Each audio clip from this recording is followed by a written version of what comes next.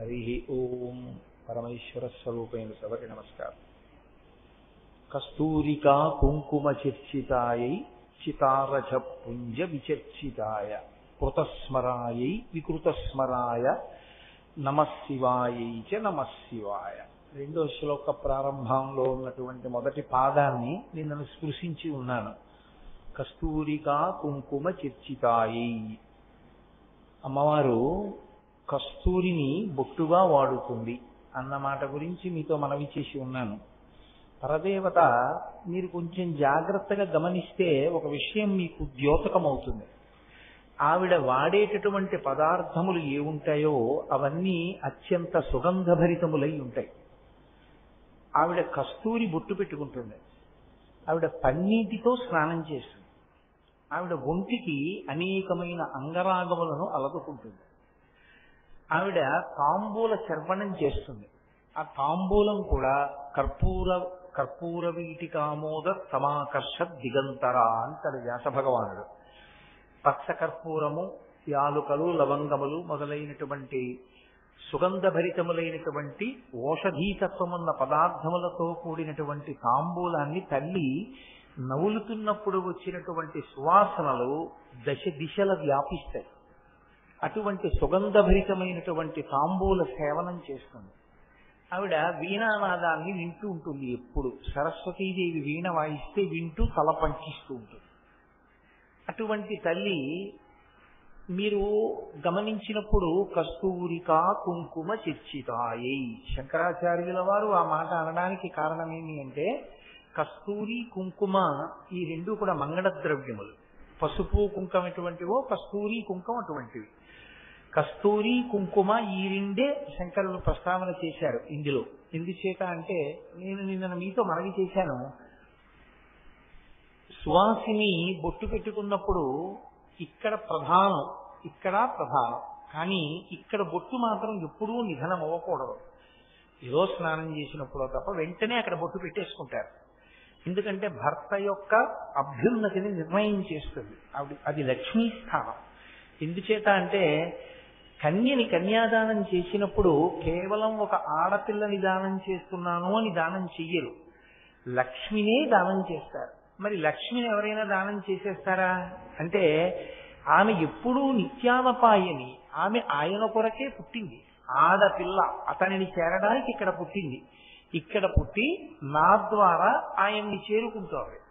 కాబట్టి లక్ష్మిని నారాయణునితో చేర్చి నేను అదృష్టవంతుణ్ణయ్యాను అన్న భావనతో కన్యాదాత లక్ష్మిగా బుట్టలో కూర్చోబెట్టి తీసుకెడతారంటే పద్మంలో కూర్చుని వెళ్ళాలి తప్ప లక్ష్మికి నడవవలసిన అవసరం ఉండదు. అందుకని పెళ్లి కొడుకు నడుస్తూ వేదిక మీద కెడతాడు. ఆడపిల్లని మాత్రం పద్మంలో కూర్చుని లక్ష్మి వెడుతున్నట్లే భావన చేసి లక్ష్మిగానే వేదిక మీదకి తీసుకెళ్లి లక్ష్మిగానే కన్యాదానం చేస్తారు. అయినప్పుడు ఆమె అతని పాలిట లక్ష్మి, గృహలక్ష్మి.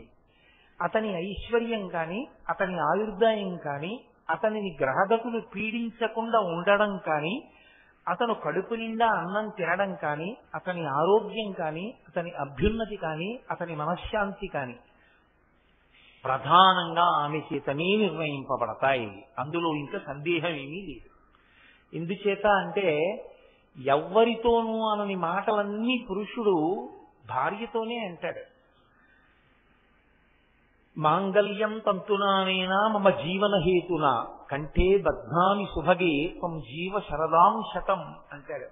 నువ్వు నూరేళ్లు జీవించు, నేను బ్రతికున్నానని గుర్తేమిటో తెలుసా? ఇదిగో నేను నీ మెడలో కడుతున్నటువంటి ఈ మంగళసూత్రమే. అంటే తల్లితో కాని, తండ్రితో కాని, అన్నదమ్ములతో కాని, స్నేహితులతో కాని ఎప్పుడూ అననంత పెద్ద మాట పెళ్లిలో తను తాళి కడుతున్నటువంటి పిల్లతోటే అంటాడు. అంటే ఆమె మెడలో ఉన్న సూత్రము కేవలము త్రాడు కాదు, అది ఆమె భర్త జీవించి ఉన్నాడు అనడానికి గుర్తు. అంత పెద్ద మాట, అంత గంభీరమైన మాట ఉపయోగిస్తాడు. సర్వమంగళాదేవతని ఆవాహన చేసి కట్టిస్తారు మంగళసూత్రాన్ని. ప్రతిరోజు లేవగానే మంగళసూత్రాన్ని కళ్ళకద్దుకుని సర్వమంగళాదేవతకి నమస్కారం చేసేటటువంటి అలవాటు ఉన్న భార్య ఉన్న భర్తకి గండం వచ్చినా కూడా తొలగిపోతుంది. ఎందుకంటే ప్రతి నక్షత్రానికి గండకాలం ఉంటుంది. ఇప్పుడు అతన్ని ఎందుకు పడగొట్టదంటే అమ్మవారు, ఈమె ప్రతిరోజు సర్వమంగళాదేవతని ఆరాధన చేస్తోంది. ఈమె సర్వమంగళాదేవతని ఆరాధన చేస్తుండగా ఆమెకి అమంగళం కలగకూడదు. ఆమెకి అమంగళం కలగకూడదు కనుక ఆయన రక్షింపబడతాడు. పులోమజార్చిత అని లలితా సహస్రనామ స్తోత్రంలో ఒక నామం, అలాగే లోపాముద్రార్చిత అని ఒక నామం. లోపాముద్రార్చిత అన్న నామాన్ని, పులోమజార్చిత అన్న నామాన్ని ఎందుకు ప్రయోగించారో తెలుసా అండి? ఆమె అర్చన చేసినప్పుడు లోపము పట్టుకోలేరు. అగస్త్యుని భార్య కాబట్టి లోపాముద్రార్చిత అని కాదు దాని అర్థం. ఆమె ఆరాధన యందు లోపమును మీరు పట్టుకోలేరు. ఏది లోపము? ప్రధానమైనది. భర్త గారు పడుకుంటే భార్య పూజ చేయలేదు. భర్త గారు పూజ చేస్తే భార్య అన్ని సంబారాలు సంసిద్ధం చెయ్యడమే నిజమైన పూజ. భర్తని ప్రేమగా చూడటమే నిజమైన పూజ. భార్య కంట నీరు కారకుండా ప్రేమగా చూసుకోవడమే భర్తకి నిజమైనటువంటి శీలము. కాబట్టి పురుషుడు చాలా గొప్పగా అంగరాగములన్నీ అలదుకుని ఏదో సువాసనాభరితంగా ఉండి తిరగాలి అని శాస్త్రంలో లేదు. కానీ ఇవన్నీ ఎవరు అలదుకుని ఉండాలి అని చెప్పారంటే స్త్రీ అలదుకుని ఉండాలి అని చెప్పారు. కారణం ఏమంటే ఎప్పుడూ కూడా చులకన చేసి కానీ భోగ వస్తువుగా కానీ చూడలేదు. అలా ఎందుకు చూశారంటే ఆయన యొక్క లక్ష్మి ఆమె. అసలు ఆమె సంతోషంగా ఉన్నంతలో ఆమె వైభవోపేతంగా చక్కగా ఉంటే ఆయనకి కలిసి వస్తుంది. ఆమె ఎప్పుడు జిడ్డోడిపోతూ ఉందనుకోండి, ఆయనకి కలిసి రాదు. ఆయనకి కలిసి రావాలి అంటే ఆడదాని మీద ఆధారపడి ఉంటుంది కుటుంబ జీవనంలో పురుషుని యొక్క అభ్యున్నతి. పులోమజార్చిత అంటే పులోముని యొక్క కుమార్తె శచీదేవి. శచీదేవి ఎప్పుడూ లలితాపరాభట్టారిక స్వరూపాన్ని ఆరాధన చేస్తూ ఉంటుంది. శచీదేవి అమ్మవారి పట్ల అంత భక్తిని ఉంటుంది కాబట్టి ఇంద్రుడికి లోకాధిపత్యం లభించి నిలబెట్టుకోగలిగాడు. అంటే ఆడదాని యొక్క నడవడి, ఆడదాని యొక్క భక్తి ఎంత దూరం ఉంటాయో, ఇంట లక్ష్మి లక్ష్మిగా ఉండాలి తప్ప లక్ష్మి అలక్ష్మిగా ఉండే అవకాశం ఉండదు. మీరు కొంచెం జాగ్రత్తగా పట్టుకునే ప్రయత్నం చెయ్యండి. అమ్మవారి యొక్క స్వరూపాలైనటువంటి దేవతా స్వరూపాల్లోనే కొన్ని స్వరూపాలు ఉంటాయి. అవి చాలా ఉగ్రంగా ఉంటాయి. చిన్న మస్తా అని ఒక రూపం ఉంటుంది, చాలా ఉగ్రంగా ఉంటుంది చూడ్డానికి. కానీ లక్ష్మి అని నేను అన్నాను అనుకోండి, గౌరీ అని నేను అన్నాను అనుకోండి, సరస్వతి అని నేను అన్నాను అనుకోండి, వాళ్ళ తీరు వేరుగా ఉంటుంది. లక్ష్మి అనేటప్పటికీ సమస్త సంపదలకు అను సూచన అయి ఉంటుంది. లక్ష్మ అంటే గుర్తు. లక్ష్మి ఆమె గుర్తు. దేనికి గుర్తు? ఆయన ఐశ్వర్యమునకు ఆమె గుర్తు. ఆయన ఏ ఐశ్వర్యమును పొంది ఉన్నాడో దానికి ఆమె గుర్తుగా ఉండాలి. అన్నీ ఉన్నా దరిద్రంగా ఆమె తిరగకూడదు. ఏమీ లేకపోయినా ఆవిడ లక్ష్మిలా నిలబడగలిగితే. నేను కొన్ని కుటుంబాల్లో నా చిన్నతనంలో కూడా చూశాను. నేను ఒక 25-26 సంవత్సరాల వయసులో ఉండగా కూడా చూశాను. వాళ్ళు తర్వాతి కాలంలో వృద్ధులైపోయిన తర్వాత కూడా నేను చూశాను.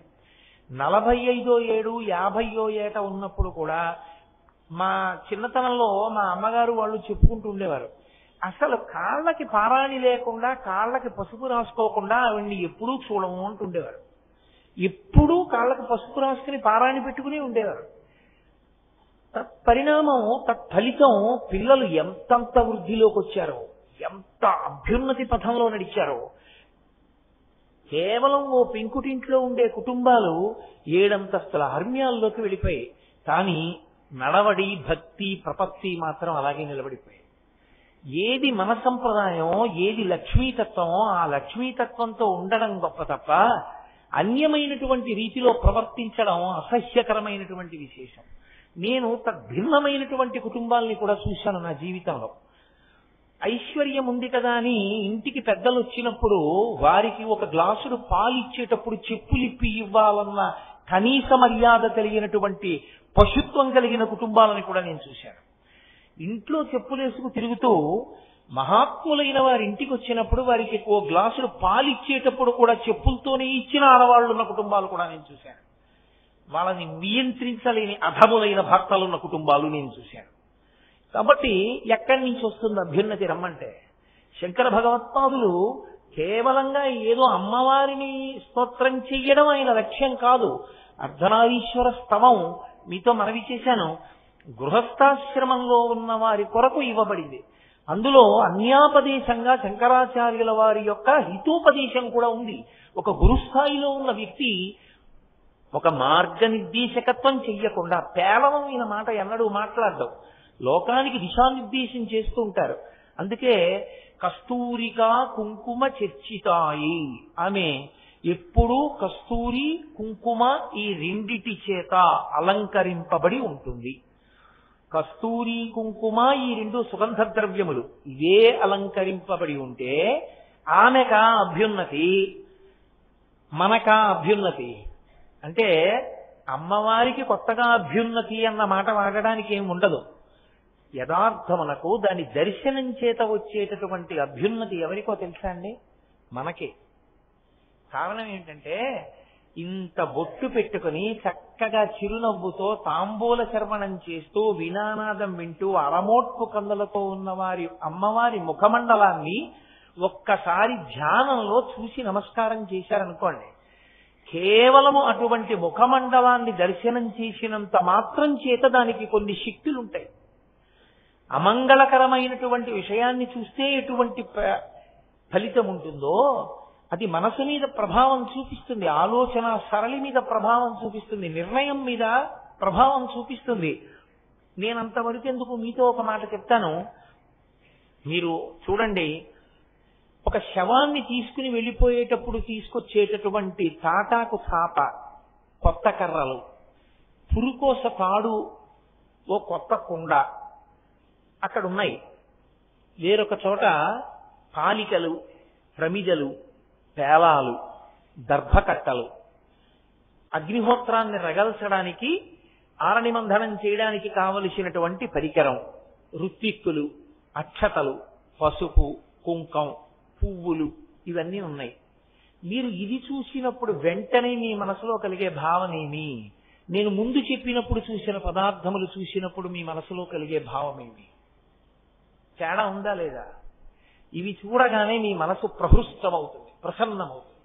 ఆ ప్రసన్నత యందు మీరు చేసుకునే నిర్ణయం ఒకలా ఉంటుంది. అవి చూడగానే మీ మనసు పొందినటువంటి వ్యాకులతతో మీరు చేసుకునే నిర్ణయం ఒకలా ఉంటుంది. దర్శనమునందు మంగళకర దర్శనము మంగళకర దర్శనమే, అమంగళకర దర్శనము అమంగళకర దర్శనమే. కాదు అని మీరు అనలేరు, అది మనసు మీద ప్రభావం చూపించి తీరుతుంది. మీకు అందినంత మేర మనసు మీదే అంత ప్రభావం ఉంటే మీకు అందని శాస్త్ర ప్రయోజనం ఎంత ఉండకపోతే జగద్గురువులు దాని గురించి మాట్లాడుంటారు. అమ్మవారి బొట్టు చూస్తే మనం పెట్టుకునే బొట్టు నిలబడుతుంది. అమ్మవారి కస్తూరి, అమ్మవారి యొక్క పాపట ప్రారంభ స్థానమునందుండేటటువంటి కుంకుమని ధ్యానంలో ఎవరైనా చూస్తే శంకరులు ఒకటే మాట అన్నారు, తనో తుక్షేమం నః అన్నారు. నః అంటే మాకు. అలా ఒక్కడు కుటుంబంలో ధ్యానంలో అమ్మవారు ఇక్కడ పెట్టుకునేటటువంటి కుంకుమని చూసినా, ఆవిడ కబరీబంధం చూసినా, అందులో పువ్వులు చూసినా, పవిత్రమైన హృదయంతో మా అమ్మ అన్న భావనతో చూసేవాడు ఒక్కడి ఇంట్లో ఉంటే ఆ ఇల్లంతా రక్షింపబడుతుంది. అటువంటి వాళ్ళు 10 మంది ఒక ఊళ్ళో ఉంటే ఆ ఊరంతా రక్షింపబడుతుంది. కాబట్టి మంగళకర దర్శనము చేత పొందేటటువంటి మంగళత్వము కూడా అలాగే ఉంటుంది.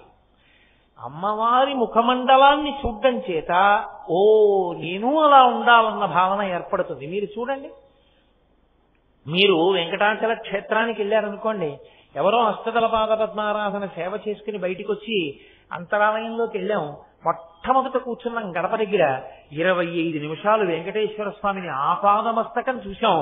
ఇదిగో ఉత్తరీయం ఇచ్చారు పట్టుది, ఉత్తరీయం వేసుకుని బయటికి వచ్చాం. అబ్బాయి ఎంత బాగుందో అని చెప్పుకుంటున్నారు అనుకోండి. మీరు 300 రూపాయల టికెట్ పెట్టుకుని 10 మాటలు దర్శనం చేసినా 300 × 10 3000 రూపాయలు మీరు ఖర్చు పెట్టినా మీరు చేసింది లఘు, అతి లఘు, మహాలఘు, ఎన్ని లఘువులు ఉంటాయో అన్ని లఘువులు ఉంటాయి. కానీ 2500 పెట్టి అష్టదళ పాదపద్మారాధనం కొనుక్కున్నవాడు భార్యతో కలిసి మొదటి గడప దగ్గర కూర్చున్నానంటే మీరేమంటారు? అదేంటంటే మీరు కూడా అలాంటిది ఏమైనా తీసుకుంటే ఎంత బాగుండు, చక్క మనం వచ్చి చేసుకుంటాం కదా అంటారా అనరా? మీ మనస్సు మీద వెంటనే అలా చెయ్యాలన్న భావన ఒకటి వచ్చేసిందా రాలేదా? మీరు నిరంతరం అమ్మవారి ముఖమండలాన్ని అలా దర్శనం చేయడం అలవాటు అయినప్పుడు మీరు అలా ఉందామని మీకు ఎందుకు అనిపించదు? అనిపిస్తుందా అనిపించదా? అనిపించినప్పుడు అమ్మవారి ఐదోతనం, అమ్మవారి ఐశ్వర్యం ఎలా ఉందో అలా మీకు ఉండకుండా ఉంటుందని మీరు ఎందుకు అనుకుంటున్నారు? నేను మజ్జిగ తాగితే కలవ చేస్తే మీరు మజ్జిగ తాగినా కలవ చేస్తుంది. మీకు వేడి నాకు కలవ చేయదుగా. కాబట్టి అమ్మవారి ముఖమండలంలో కస్తూరిని కుంకుమని చూసిన వాడికి ఆమె ఎటువంటి సుమంగళీత్వాన్ని పొంది ఉందో అటువంటి సుమంగళీత్వాన్ని పొంది చక్కగా పిల్లలతో పాపలతో 3 తరాల్ని చూసి ఆరోగ్యంగా భగవత్ సేవ చేస్తూ ఆ తల్లి కట్టి విప్పిన బట్ట తెచ్చి వేయండి రా పసిపిల్లలకి అనిపించుకునేటటువంటి మంగళత్వాన్ని పొందుతారు. ఇది ప్రవహింపచేయడం శంకరాచార్యుల వారి యొక్క ఉద్దేశ్యం. అది చూసి దాన్ని కిందకి ప్రవహింపచేయాలి. పైన ఓవర్ హెడ్ వాటర్ ట్యాంక్ లో నీళ్లున్నాయి, కింద గదిలోకి నీళ్లు రావట్లేదు. ఎక్కడుంది తేడా? పంపు తిప్పలేదు. పంపు ఒకసారి తిప్పారనుకోండి నీళ్లు కారిపోతాయి. మళ్ళీ కట్టకుండా ఉంటే చాలు, విప్పడం నేర్చుకుంటే చాలు నీళ్లు వస్తాయి. మరి ఓవర్ హెడ్ వాటర్ ట్యాంక్ ఖాళీ అయితేనండి, అది ఖాళీ అయ్యే ట్యాంక్ కాదు, అది పూర్ణ పుష్కళ, అది ఎప్పుడూ నిండే ఉంటుంది. కాబట్టి విప్పుకోవడం మీకు రావాలి. ఒకసారి విప్పుకోవడం మీకు రాక ఇబ్బంది పడుతున్నారని శంకరాచార్యుల వారు విప్పి చూపిస్తున్నారు ఆ పంపుని. ఇలా ధ్యానం చేయి అభ్యున్నతిని పొందుతావు. కాబట్టి కస్తూరికా కుంకుమ చిర్చితాయి. నేను మీతో మనవి చేశాను కాబట్టి ఒక్క మాట చెప్తాను. సరస్వతీదేవి యొక్క అనుగ్రహం కలగాలి అంటే అమ్మవారి యొక్క చరణోదకమును ఎవరు తాగుతారో వాళ్ళకే లభిస్తుంది. అమ్మవారి చరణోదకాన్ని తాగాలి అంటే ఎలా ఉంటుంది అమ్మవారి చరణోదకం అంటే మనకి తెలియదని శంకరులు అమ్మవారి పాదములకు ఉండేటటువంటి ఆ అలదుకున్నటువంటి పారాణి యొక్క శక్తి చెప్పారు. నేను ఇదే మీతో మనవి చేసేది. ఆవిడ పారాణి రాసుకుంది, ఆవిడ బొట్టు పెట్టుకుంది అంటే కేవలం ఆవిడ సువాసినిగా నిలబడడానికి కాదు, ఆవిడ అందరికీ ఆ సువాసినిత్వాన్ని ఇవ్వగలదు. అలా చూస్తే ఆవిడ పారాణి పెట్టుకుంటుంది. ఆ పారాణి లౌకికంగా ఎవరిదో కడిగి మీరు నీళ్లు పుచ్చుకున్నారనుకోండి, మీకేం ప్రయోజనం ఉంటుందని నేను అనుకోను. ఒక సువాసిని యందు పరదేవతని చూసి కాళ్ళు కడిగి తాగితే ఉండే భావన వేరు.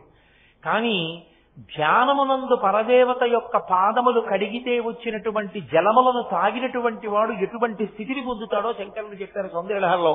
కదాకాలే మాత కదయ కలితాలక్తక రసం పిబేయం విద్యార్థి తవ చరణ నివేజన జలం ప్రకృత్యా మూకానామపి చ కవిత కారణతయా కథాదత్తే వాణి ముఖకమల తాంబూల రసతాం అంటారు.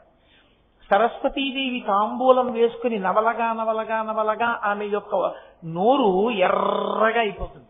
తల్లికి ఒక లక్షణం ఉంటుంది.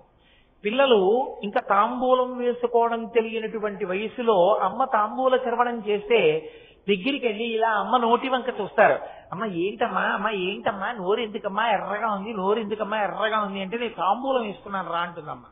అయితే నాకు ఈ అమ్మ అంటాడు వాడు. వాడికి డెక్కిడుతుంది, వాడు తినలేడు. సున్నం వక్కపొడి ఇవన్నీ ఉన్నది, వాడు తినడానికి సరిపోడు. ఏ తల్లి కూడా లోకంలో పిల్లవాడికి తాంబూలం పెట్టేటప్పుడు నోట్లోంచి ఇలా పిడస తీసి పెట్టదు. అమ్మ తాంబూలపు ముద్ద పిల్లవాడి నోట్లో పెట్టాలంటే నోరు తెరవమని వాడి నోరు దగ్గరికి తీసుకుని నాలుకతో తాంబూలపు ముద్ద నోట్లోకి తోస్తుంది. ఆ తోసినప్పుడు అమ్మ నోటిలో ఉన్నటువంటి లాలాజన సహితమైనటువంటి తాంబూలపు ముద్దే పిల్లవాడు తింటాడు. అది మధురాతి మధురం. అమ్మ నోట్లో తాంబూలపు ముద్ద తినడం అంటే అది తల్లికి బిడ్డకే మాత్రమే అందేటటువంటి అద్భుతమైనటువంటి అనుభవం. అది ఒక చిన్న వయస్సులో అమ్మ నోట్లోంచి అందించిన తాంబూలపు పిడస తిన్న పిల్లవాడు పొందినటువంటి అనుభూతిని వర్ణించడానికి ఏ కవికి ఉన్నటువంటి శక్తి సరిపోదు. అటువంటిది సరస్వతీదేవి తాంబూల చర్వణం చేసినప్పుడు వచ్చినటువంటి ఎర్రటి ఆవిడ లాలాజనాన్ని స్వీకరించినటువంటి వాడికి ఎటువంటి కవితాశక్తి వస్తుందో, పరదేవత పాదములు కడిగినప్పుడు ఆవిడ పాదములకు ఉన్నటువంటి పారాణి కరిగిన నీళ్లు ఎర్రగా ఉన్నవి 3 మాటలు పుచ్చుకున్న వాడికి అంతే సరస్వతి కటాక్షం వస్తుంది. అందుకే శంకరులు అన్నారు, అమ్మా పిబేయం విద్యార్థి తవచరణ నిర్ణేజన జలం. నేను విద్యార్థినమ్మా, నేర్చుకుంటున్నవాడినమ్మా, ఎప్పుడు తాగుతానమ్మా నీ చరణోదకాన్ని, నీ చరణములు కడిగినటువంటి జలాన్ని నేను ఎప్పుడు పుచ్చుకుంటానమ్మా అన్నారు. ఎవరు? శంకర భగవత్పాదులంతటి వారు. అంటే అమ్మవారి పాదములకు అలదినటువంటి పారాణికంత శక్తి సరస్వతి కటాక్షాన్ని ఇస్తుంది. అమ్మవారి కుంకుమకు అంత శక్తి, అమ్మవారి కస్తూరికంత శక్తి, ఆ సువాసనకంత శక్తి. అందుకే ఇప్పటికీ మంచి ఉపాసన తత్పరులైనటువంటి వారు పూజ చేసినటువంటి గదిలో సువాసనలు వస్తాయి. నేను పైకి చెప్పడం నాకు ఇష్టం లేదు, కానీ నేను ఒక పర్యాయం అటువంటి అనుభవాన్ని జీవితంలో పొందా. ఒక మహాత్ములు వచ్చి అమ్మవారిని ఆరాధన చేసుకుని వెళ్ళారు ఒక గదిలో. వెడితే ఆ ఇంటి యజమాని ఆ మరునాడు నన్ను పిలిచాడు. ఏమండి గది ఏమిటండి ఇంత సువాసన వస్తోంది చూడండి అని అడిగాడు. అడిగితే నేను ఆ గదిలోకి వెళ్ళి చూసి ఆశ్చర్యపోయాను. అదే సెంట్లు అవి రాసుకునే వ్యక్తి కాడాయన, అపారమైన సువాసన. ఏమిటి సువాసన అన్నది నేను చెప్పలేక మా గురువు గారిని ప్రార్థన చేశాను. అయ్యా గురువుగారు ఒక్కసారి రండి, ఈ గది ఎందుకు ఇంత వాసన వస్తోందని. గురువుగారు వచ్చి చూసి ఓ పెద్ద నవ్వు నవ్వి అన్నారు, నాయన నిన్నను వచ్చి కూర్చుని ఉండి వెళ్ళినవాడు సామాన్యుడా, మహానుభావుడు, గొప్ప ఉపాసన బలం ఉన్నవాడు. ఆయన ఇక్కడ పడుకున్నారు, పూజ చేశారు. ఆయన ఉండి వెళ్ళిన చోట పరదేవత ఉండి వెడుతుంది. ఆయన ఉపాసన బలం అటువంటిది, ఆయనతో పాటు నడుస్తుంది ఆవిడ. కాబట్టి పరదేవత నిలబడి వెళ్ళింది. ఆవిడ సువాసనలు ఎలా పోతాయి అంత తొందరగా? పోవు. నేను చెప్తున్నాను రా, ఒక మండలం ఉంటాయి ఇక్కడికి వాసనలు అన్నారు ఆయన. ఖచ్చితంగా 42 రోజుల పైచిలకు ఆ సువాసన ఉండి తర్వాత గదిలో ఆ వాసన తనంత తాను పోయింది. పరదేవత అంటే పరదేవతే.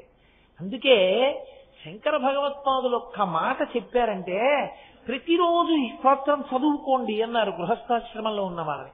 కస్తూరికా కుంకుమ చర్చితాయై. ఆవిడ కుంకం బొట్టు పెట్టుకున్నట్టు నువ్వు ఊహించినా చాలు, ఆ బొట్టు నువ్వు అలా అనుకుని చదివినా చాలు. భర్త 10 కాలాలు హాయిగా సంతోషంగా ఉంటాడు. అంతకన్నా ఏ ఆడది లోకంలో ఇంకేం కోరుకుంటుంది? మగవాడి దగ్గర ఒక లోభం ఉంటుంది, మగవాడి దగ్గర ఒక స్వార్థం ఉంటుంది. అదేమయ్యా నువ్వు మగాడి వై ఉండి వేదిక మీద కూర్చుని అలా చెప్తున్నావు అనుకోకండి. వేదిక మీద కూర్చున్నప్పుడు శాస్త్రం మాట్లాడేటప్పుడు ఉన్నది ఉన్నట్లు మాట్లాడాలి, రాగద్వేషాలు ఏమి ఉండవు. పురుషుడు ఎప్పుడూ కూడా నా భార్య కన్నా నేను ముందు చనిపోవాలి అన్న మాట కానీ, నా ఆయుర్దాయం పోసుకుని నువ్వు బ్రతుకు అని తన బిడ్డల్ని కానీ అనలేడు. ఆడది 2 మాటలు అంటుంది. బిడ్డకి జ్వరం వస్తే నా ఆయుర్దాయం పోసుకొని బతకరా నాన్న అంటుంది. ఎప్పుడైనా ఏమంటుందంటే నేను సుమంగళిగా ఆయన చేతిలో వెళ్ళిపోవాలంటుంది తప్ప ఆయన తర్వాత నేను బ్రతకాలని ఏ ఆడది అడగదు. కాబట్టి ఒక ఆడదాని గొప్ప కోరిక ఏది అని నన్ను అడిగారు అనుకోండి, నేను ఒకటే చెప్తాను, భర్త చేతిలో మరణించాలని కోరుకోవడమే ఆడదాని చాలా గొప్ప కోరికే. అందుకే నెలకి 3 వానల్లో ఒక వాన సువాసినుల వల్ల పడ్డాయి. అటువంటప్పుడు అమ్మవారి కుంకుమని దర్శనం చేయడం అంత గొప్పదైనప్పుడు ఈ స్తోత్రం ఎంత గొప్పదై ఉండాలి. శంకర భగవత్పాదులు మనకు అందించడం, జగద్గురువుగా వారు మనకి పెట్టిన భిక్ష ఈ స్తోత్రం. కాబట్టి కస్తూరికా కుంకుమ చర్చితాయై చితారజ పుంజ విచర్చితాయ. శంకరులు అంటున్నారు, నాకు ఏమిటంటే అయ్యయ్యో రే నువ్వు ఇది వదిలేసావు నువ్వు ఇది చెప్పట్లేదని బెంగగా ఉంటుంది. ఒరే అవన్నీ చెప్తే ఎలా అవుతుందిరా ఈ స్తోత్రం 7 రోజుల్లో అని బెంగగా ఉంటుంది, నలుగుతూ ఉంటాను మధ్యలో. కాబట్టి దాన్ని అక్కడతో విడిచిపెట్టి చితారజ పుంజ విచర్చితాయ. అమ్మవారి విషయంలో కుంకుమ కస్తూరి చెప్పారు. పరమశివుడి విషయంలో ఆయనేం రాసుకుంటాడు ఒంటికి? చితారజ పుంజ. అది శంకరుల యొక్క కవిత్వం అంటే అలా ఉంటుంది, శంకరుల స్తోత్రాలంటే అలా ఉంటాయి. ఏదో భస్మ అనలేదు ఆయన. చితారజ పుంజ. పుంజ అంటే కొంచెం ఎక్కువగా తీసుకొచ్చి పెట్టినటువంటి రాశి. చితారజ, రజ అంటే ధూళి. చితి అంటే శవదహనం చేసేటటువంటి వీధి. ఆ శవాన్ని దహనం చేసినప్పుడు వచ్చినటువంటి బూదిని కొంత కుప్ప తీసుకొచ్చి అక్కడ పెడితే దాన్ని ఆయన ఒంటికి అలదుకుంటాడు. ఏదో పూజలో పూజ చేసుకునే ముందు నేను పెట్టినట్టు పెట్టుకోడు విభూతి, భస్మోద్ధూళిత సర్వాంగం అని ఒళ్ళంతా రాసుకుంటాడు ఆయన. అది ఆయన రాసుకుంటాడు ఒంటికి. నాకు తెలుసు మీకు వెంటనే ఇప్పుడు ఒక మాట మనసులో స్ఫురిస్తుంది, ఏమిటంటే ఆవిడ అంత గొప్పగా ఉంటుందన్నారు, సువాసనలు అన్నారు, కస్తూరి అన్నారు, పన్నీర్ అన్నారు, కుంకం అన్నారు, పారాయణ అన్నారు, కర్పూర తాంబూలం అన్నారు, ఈయనేమో చితిలో ఉండేటటువంటి బూది పూసుకుంటాడంటున్నారు. ఈ రెండు ఎలా కలుస్తాయి? ఈ ఇద్దరూ అంత గొప్ప దంపతులు ఎలా అయ్యారు? అది చదివి మాకు అర్ధనారీశ్వర స్తోత్రం వల్ల అనుకూల దాంపత్యం ఎలా సిద్ధిస్తుంది అని అనుమానం వస్తుంది. కాదు, దాని తత్వాన్ని తెలుసుకుంటే ఓ ఇంతటి మహానుభావుడా అని అర్థం అవుతుంది. పరమశివుడు భస్మ అలదుకుంటాడు. ఆయనకి ఒక పేరుంది, మహాభస్మ. పరమశివుడి పేరే మహాభస్మ. ఆయన అలదుకునేది భస్మ. భస్మకి మహాభస్మకి ఒక తేడా ఉంటుంది. భస్మ అంటే ఒక వస్తువు చిట్ట చివరి స్థితిని పొందితే, అంటే ఇంకా తర్వాత ఏమవుతుంది అంటే అవుతుందని చెప్పడానికి ఇంకేం లేదు, అదే చిట్ట చివరి స్థితి. అలా అయిపోతే దాన్ని భస్మ అంటారు.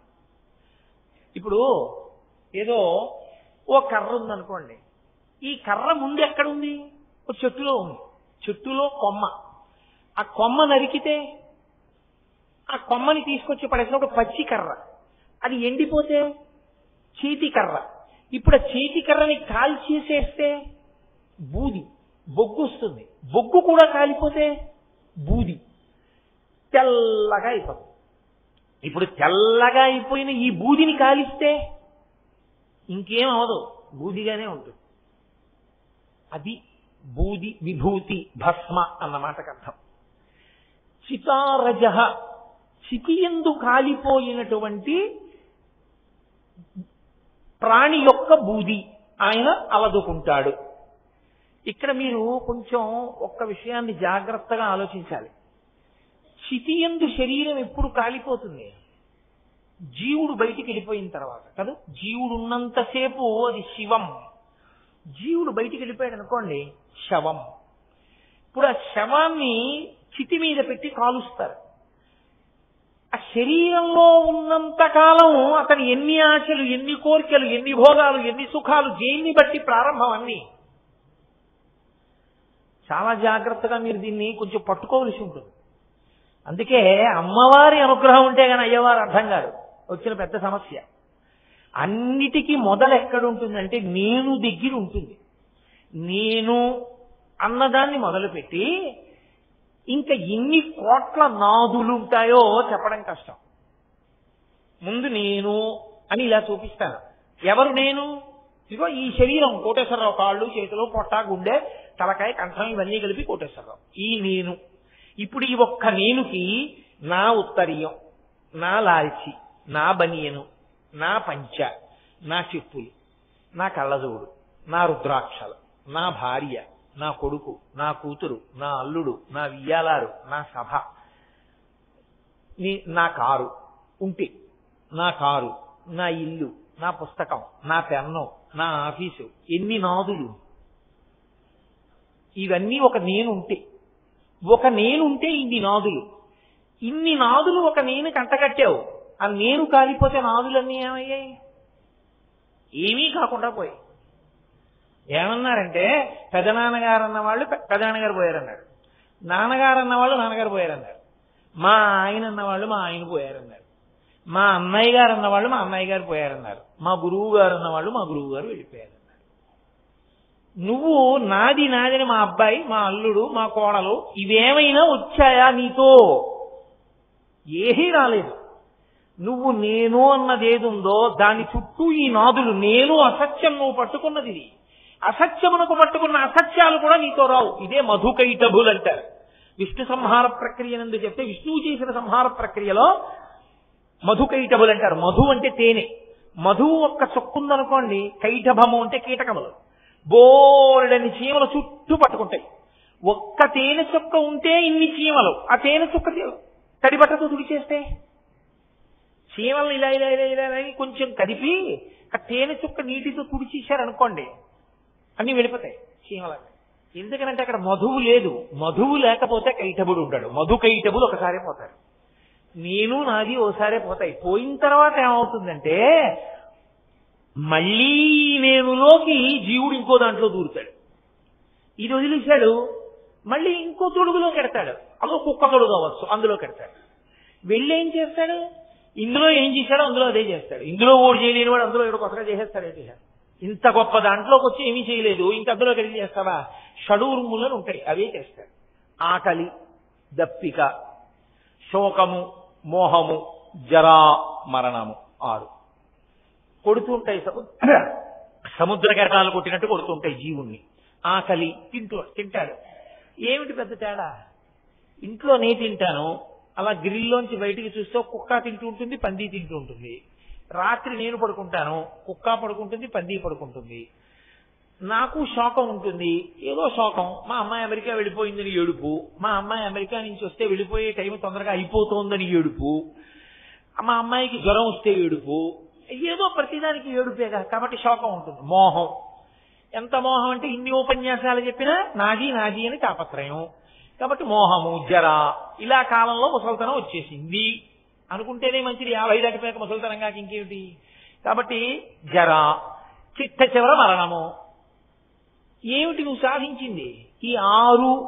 మళ్ళీ ఇంకో ఉపాధిలోకి వెళ్ళావు, మళ్ళీ 6, మళ్ళీ అది వదిలేవు, మళ్ళీ ఇంకోటి. నువ్వు ఎందులోకి వెళ్ళినా నేను నీ నాదులు ఎందులోంచి ఎక్కడ పూర్తయిపోతున్నాయి? నేను పూర్తయినప్పుడల్లా నాదులన్నీ పూర్తయిపోతున్నాయి. ఇవి ఏవీ నన్ను ఉద్ధరించలేదు. నువ్వు పెట్టుకున్న ఈ నాది అన్న సంబంధం ఉందే, ఇదేదీ నిన్ను ఉద్ధరించలేదు. అంటే మీరు నన్ను ప్రశ్న అడగచ్చు, ఏమంటే ఇలా చెప్తున్నారు కదా మీరు ఉపన్యాసం, అంటే మా భార్యని పిల్లల్ని అందరినీ వదిలేయాలా మేము ఇప్పుడు? అది కాదు నా ఉద్దేశ్యం అని మీరు గమనించాలి. ఏ భార్యని భర్త వదిలేయమని కానీ, ఏ భర్తని భార్య వదిలేయాలని కానీ, పిల్లల్ని వదిలేయాలని కానీ, ఉద్యోగాలు వదిలేయాలని కానీ, ఇళ్ళు వదిలేయాలి, వాకిళ్ళు వదిలేయాలని శాస్త్రము చెప్పదు. అలా అయితే గృహస్థాశ్రమానికి పనికొచ్చే స్తోత్రం ఎందుకు అవుతుంది ఇది? నువ్వు ఎట్నుంచి ఎటు వచ్చినా నాదిని భగవంతుడితో కలుపుకో, నీకు ఇంకా ఏమీ ఇబ్బంది లేదు. పనస పండులో తొనలు తీసేవాడు ఉంటాడు, వాడు తెలివి తక్కువ వాడు అనుకోండి, కత్తి పెట్టి కోసి తొనలు తీస్తాడు. ఆ తర్వాత వాడి ప్రారంభం అంతా ఎప్పుడు ఉంటుందంటే వాడి చేతులు వదలదు. ఇలా అంటే అంటుకుంటే వేళ్ళు, జిగురు వదలదు. నూనె రాసుకుని ఒక ఆయన పనస తొనలు ఒలిచాడు, ఆయన పనస తొనలే ఒలిచాడు, ఈయన పనస తొనలే ఒలిచాడు. ఈయన నూనె రాసుకున్నాడు, ఆయన నూనె రాసుకోలేదు, ఆయన వేళ్ళు అంటుకున్నాయి, ఈయన వేళ్ళు అంటుకో. ఇద్దరు చేసింది ఒకటే.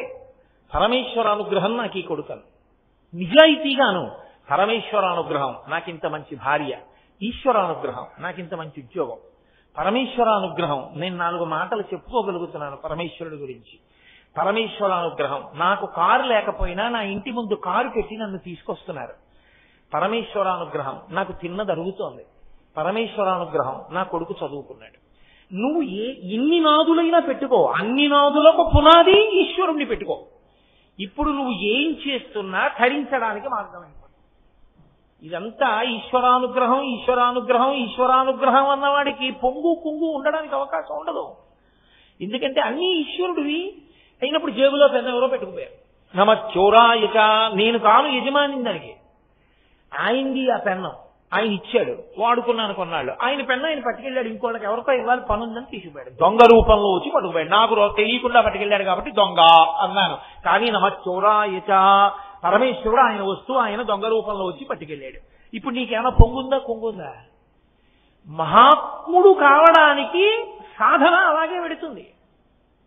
కాబట్టి నాదులు నేను నాది ఇవి ఈశ్వరుడితో ముడిపడ్డాయి అనుకోండి, వాడు ధరించిపోతాడు. తాడు తిప్పడంలో ఉంటుందండి. మీరు మనిషిని నించోపెట్టి ఇలా తిప్పేశారనుకోండి, తాడు కట్టేశారు, ఇలా తిప్పేశారనుకోండి విప్పేశారు. 2 సార్లు చెయ్యే తిప్పింది, 2 సార్లు తాడే తిప్పింది. ఒకలా తిప్పితే కట్టారు, వ్యతిరేక దిశలో తిప్పితే విప్పారు. అసత్యమైన నేనుకి అసత్యమైన నాదులతో పెట్టుకున్న సంబంధం ఎందుకు పనికి రాకుండా పోతుంది. పునర్జన్మకి హీనోపాధులలోకి పోతాడు. పరమేశ్వరుణ్ణి ప్రాతిపదికగా నేను నాదితో కలిపిన వాడు అభ్యున్నతి పదంలోకి వెళ్ళిపోతాడు. నిచ్చెనుంది, ఎక్కడం రాక దిగడమే వచ్చింది ఒకడికి, వాడు ఎప్పుడూ మేడెక్కడ. నిచ్చెనుంది, ఎక్కడమే వచ్చిన వాడు ఉన్నాడు, వాడు మేడ మీదే ఉంటాడు కాదు. కాబట్టి ఇది తెలియదు. తెలియకపోవడం వల్ల నువ్వేమైపోతున్నావో తెలుసా?